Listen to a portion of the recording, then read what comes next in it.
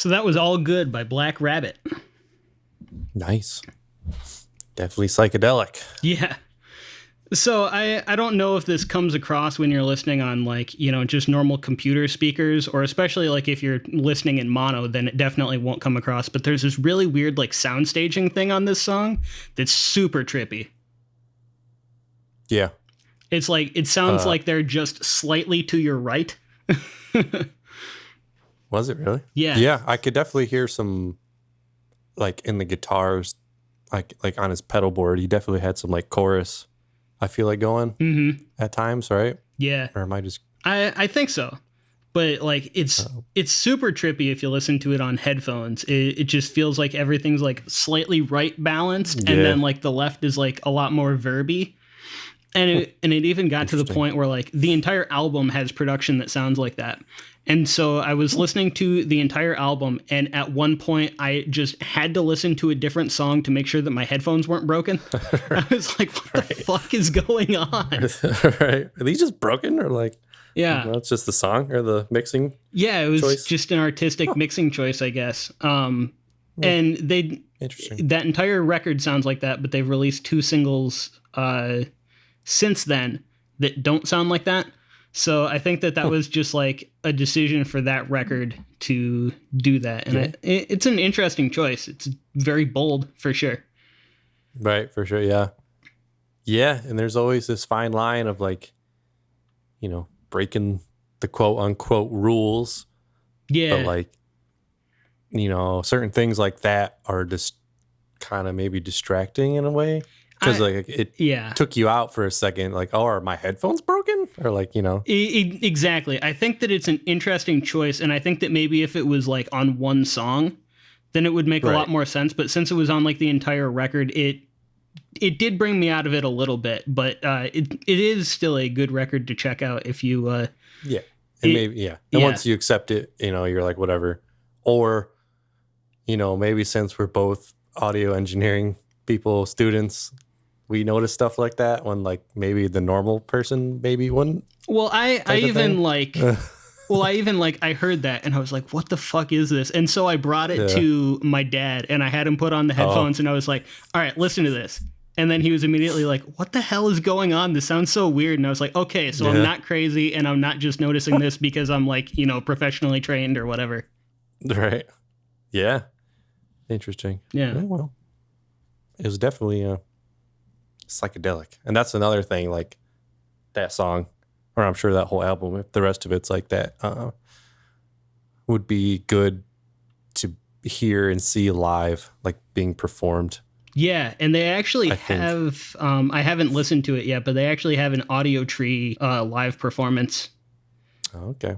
That you can check out. Because I feel like that genre really lends itself to just being there to experience it more than hearing it on like in a recorded way. Yeah, you have to be in the building and just kind of like, I absolutely agree. Because like you can hear a song live and it's just like vibing and you're just like there. And then you can hear the same song recorded in a studio and then you're just like, it doesn't like hit as hard. It doesn't hit in the same way. Oh, for sure. There's been bands that I've seen live where like I've known a couple of their songs and then I've gone to the concert and I've heard a song and I've been like, man, this is amazing. How have I never heard this before? And so then I go and listen to like the studio version and I'm like, it's missing something. Right. Yeah. And that's the thing with them, psychedelic band or like jam bands or, maybe even some blues stuff to an extent. It's different live. Oh, absolutely. Because that's like, I kind of grew up going to blues stuff, a lot of blues bands and stuff growing up. Oh, yeah? Yeah, because it'd be, let's see, in like Kalamazoo, Michigan, they had like, it was called the Blues Fest for one. And it just was a thing. That was like downtown and there was food and live bands and stuff. And it was in the summer. And just like a lot of blues bands would come around. We'd go, me and my dad and family would go. So that's like I grew up more on that almost as much as the metal and stuff that my dad liked as well. So yeah, there's that too. I also sidetrack from that that I heard some like Beatles like hints, like I guess John Lennon, a little in the voice. I could hear it's like a little. Beatles. I kind of picked up on that too originally. I forgot to mention that. So yeah, it's cool that you brought that up. Yeah, it's cool because I guess the Beatles were like okay, I guess a little influential in the grand scheme of music. Just a touch. Today. The Beatles. Yeah. Well, I mean, they were like one of the first groups to really do that whole like super psychedelic thing. This is true. It's like and their later stuff for sure. That was back when audio engineers actually like wore lab coats and were like scientific people. Right. right. And they used the studio as like an instrument. Yeah. Now you just got a computer. Right. Now it's all on your laptop. All right. So what's your next tune going to be? All right. My next song is by a band called Spiritbox. Spiritbox.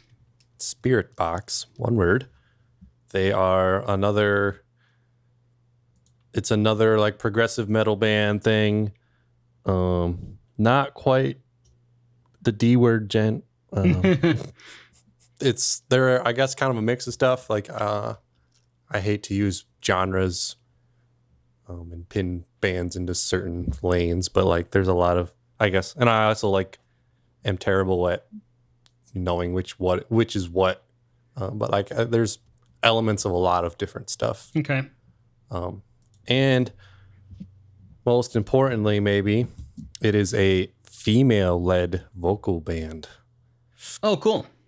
It is really cool because she can sing and she can scream. Ooh. Do this scary metal vocals, and it sounds badass. All right. I'm looking forward to this. Yeah. Spiritbox, and this one is called Holy Roller.